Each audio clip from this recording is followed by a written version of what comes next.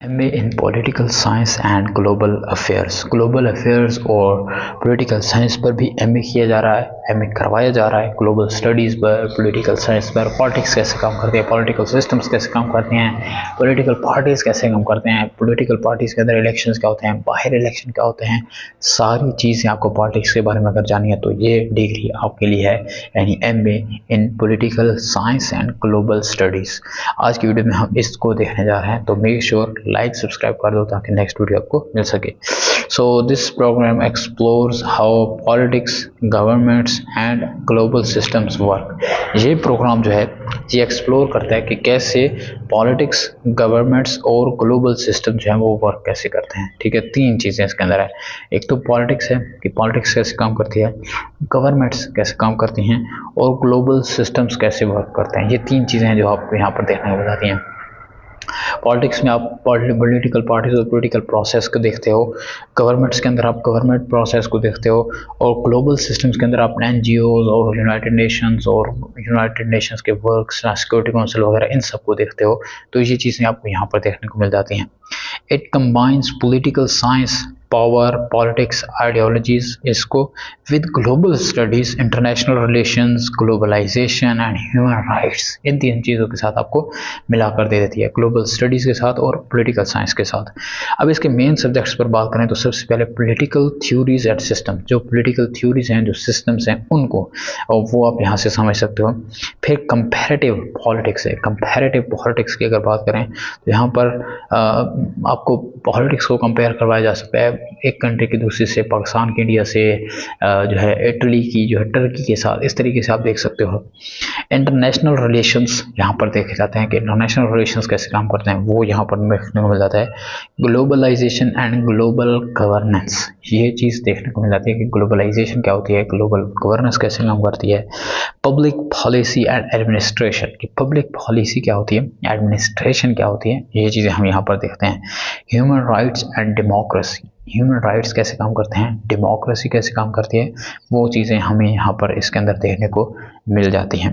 अब career paths पर बात करें तो सबसे पहले तो इसके अंदर जो career one of the dominant factor है यहाँ पर, वो है जी पॉलिसी एनालिटिक्स। पॉलिसी एनालिस्ट के तौर पर आप काम कर सकते हो। ठीक है, पॉलिसी एनालिस्ट में आपको पॉलिसी मेकिंग और इन सारी चीज़ों के अंदर काम करना होता है, या एक जो पॉलिसी बनी हुई है उसको एनालाइज करना होता है कि क्या ये ठीक है, क्या गलत है, आपको वो चीज़ देखनी होती है टोटल में। पॉलिटिकल रिसर्चर के तौर पर आप काम करते हो। ठीक है, समटाइम्स आपको कोई जो है कंपनी हायर कर लेती है, समटाइम्स आपको कोई पॉलिटिकल पार्टी हायर कर लेती है, जो सर्वेज वाले हैं, पिल डॉट हो गया, इसके अलावा पेफ हो गया, ऐसे बहुत सारी सर्वे साइट्स हैं, तो वो आपको हायर कर सकती हैं कि हमें सर्वे करवाने में आपकी हेल्प चाहिए। इसके अलावा एनजीओ और गवर्नमेंट एडवाइज़र के तौर पर आप काम कर सकते हो। जो एनजीओ होती हैं, जो गवर्नमेंट एडवाइज़र होते हैं, वो यहाँ पर अच्छे से काम करते हैं। डिप्लोमेटिक ऑफिसर के तौर पर आप काम कर सकते हो, किसी एम्बेसी या किसी और जगह पर आपको काम मिल सकता है। जर्नलिस्ट और पॉलिटिकल कमेंटेटर के तौर पर काम कर सकते हो। ठीक है, जर्नलिस्ट के तौर पर या पॉलिटिकल कमेंटेटर के तौर पर काम करोगे कि यार ये चीज़ें कैसे हैं, किस तरीके से हैं, वो आप यहाँ पर देखते हो। सो अगर आप पैशनेट हो पॉलिटिक्स को लेकर, करंट अफेयर्स को लेकर, इंटरनेशनल रिलेशंस को लेकर, वर्ल्ड अफेयर्स को लेकर, गवर्नेंस को लेकर, और आपको मज़ा आता है रीडिंग में, जो एनालाइज करने में और डिस्कशन करने में आइडियाज़ की, then this is the best thing for you. लेकिन अगर आपको इनमें से कुछ नहीं है तो फिर आप इसकी तरफ मत जाओ, ये आपके लिए नहीं है, ये आपको ख़राब ही करेगी। ठीक है, क्रेडिट्स वगैरह पूरे होंगे नहीं, काफ़ी भारी भरकम सी है, डिफ़िकल्टी इसकी है मॉडरेट टू हाई है। ठीक है, लॉट्स ऑफ रीडिंग है, थ्योरी है इसके अंदर, तो वो आप देख लो, आपको अगर अच्छा लगता है आप इजीली इसको निकाल सकते हो, then this is good for fit for you.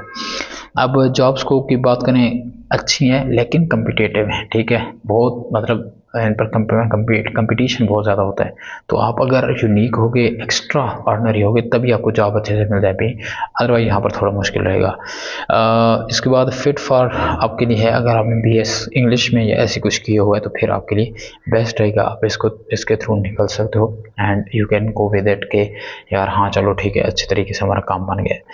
तो ये थी हमारी आज की वीडियो, जिस बीच में हमने इस टॉपिक को कवर अप किया है, एंड इंशाल्लाह नेक्स्ट वीडियो हमारी होने वाली है डिजिटल मार्केटिंग और कम्युनिकेशन के बारे में। अगर आपका डिजिटल मार्केटिंग में स्कोप है, अच्छा है, अच्छे से उसको पढ़ना चाहते हो, समझना चाह रहे हो, then that video is going for you। Okay, तो अगली वीडियो मिलते हैं और make sure to like and subscribe ताकि नेक्स्ट वीडियो आपसे मिस ना हो सके। See you till the next video. Thanks.